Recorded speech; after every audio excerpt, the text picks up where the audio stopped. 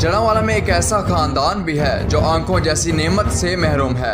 बाहिम्मत मोहम्मद जावेद आंखें ना होने के बावजूद भी मुआशी जिम्मेदारियां अपने कंधों पर लिए एक कठिन जिंदगी कैसे गुजार रहा है।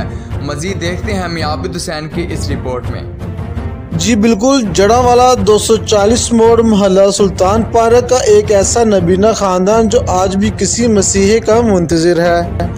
आँखों से मरहूम बाप मजदूर नबीना बच्चों की कफालत मेहनत मजदूरी कर रहा है।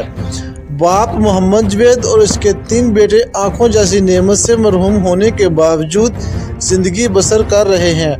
एक बेटा जिस्मानी मजदूर है, जबकि जावेद की 18 साल जवान बेटी सादिया भी बेनाई से मरहूम है, लेकिन इसके बावजूद भी वो मैट्रिक क्लास की तलबा है। नबीना खानदान महंगाई के इस दौर में फाका कशी की ज़िंदगी गुजारने पर मजबूर है।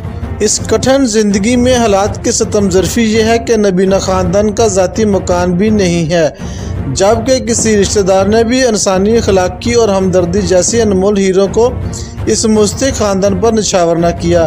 बुनाई ना होने के बावजूद भी नबीना खानदान ज़िंदगी गुजारने के लिए मेहनत पर यकीन रखता है। कैमरामैन टीम के साथ आबिद हुसैन, फास्ट 92 न्यूज़, जड़ांवाला।